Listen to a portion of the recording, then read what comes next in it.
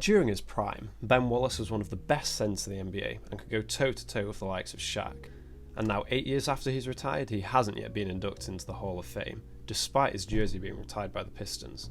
So let's discuss whether Ben Wallace should be inducted into the Hall of Fame. First of all, I think it's important to say that there's no specific criteria a player has to meet to get into the Hall of Fame.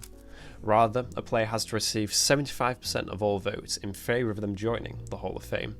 This process can lead to it being a popularity contest though, instead of actually judging basketball achievements and contributions to the game. For example, Bill Bradley, a player from the 70s, is in the Hall of Fame, but his only NBA achievement is him being a 2-time champ and a 1-time All-Star.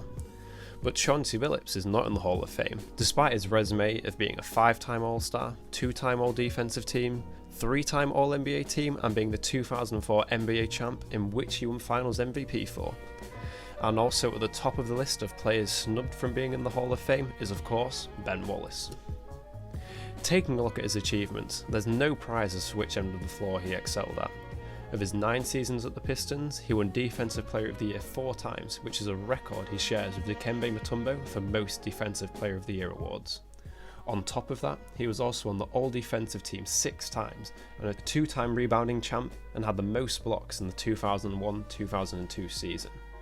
And then from 2001 to 2006, he was one of the best defensive players in the league, and had an instant impact on the Pistons, taking their defensive rating from a below average 20th in the league to an impressive 8th in the league in the space of 1 season.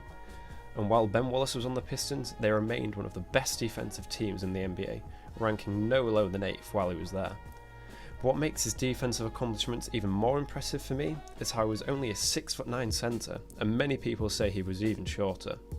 And with him being shorter than virtually every centre he guarded, he had to get an advantage one way, and he did this by being strong, incredibly strong. It was rumoured that he can bench press 465 pounds, which is even more than Shaq, and not far off Wilt Chamberlain, who could bench close to 500 pounds, and is thought to be the strongest centre ever. With Ben Wallace's insane strength, it made him one of the few players who could guard Shaq at all, and he was probably the best defender Shaq ever faced, other than Yao Ming and maybe Dikembe Mutombo. And although Ben Wallace never won a ring, he was selected for 4 consecutive All-Star games while on the Pistons, and ended up getting his number 3 jersey retired by the Pistons. And by the way, he had many similarities to Dennis Rodman when you think about it, as they were both undersized centres / power forwards, they were both great rebounders, both great defenders, and both having their jerseys retired by the Pistons. It's just off the court where the similarities end, as we all know what Dennis Rodman was like. But if for whatever reason you don't, I made a video about a week ago on Dennis Rodman talking about his strangest facts, so you can check that out if you like. But back to Ben Wallace, it's clear to me that based on basketball ability and his achievements alone, that he's definitely good enough to be in the Hall of Fame. But people seem to forget one incident that Ben was involved in. One hard foul towards the end of a game that led to the biggest fight in NBA history, and if you're not familiar with what I'm talking about, it's the Malice at the Palace, that Ben was at the forefront of. When going up for a layup towards the end of the game, he was fouled hard from behind by Ron Artest, or Metta World Peace as he's now known.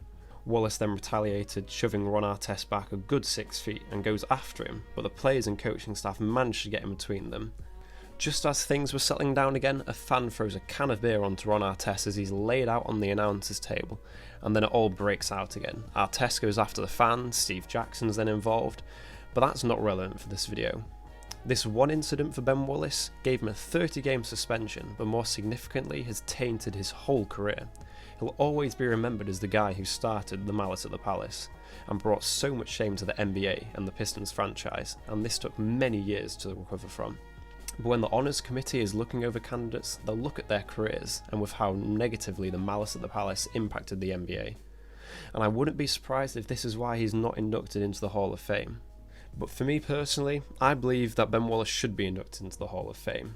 As I've said previously, just based on basketball achievements, he's definitely a calibre of player that should be there, and especially with winning 4 Defensive Player of the Year championships, that's enough to be in the Hall of Fame for me. As always, thank you so much for watching till the end, and I'll see you on my next video.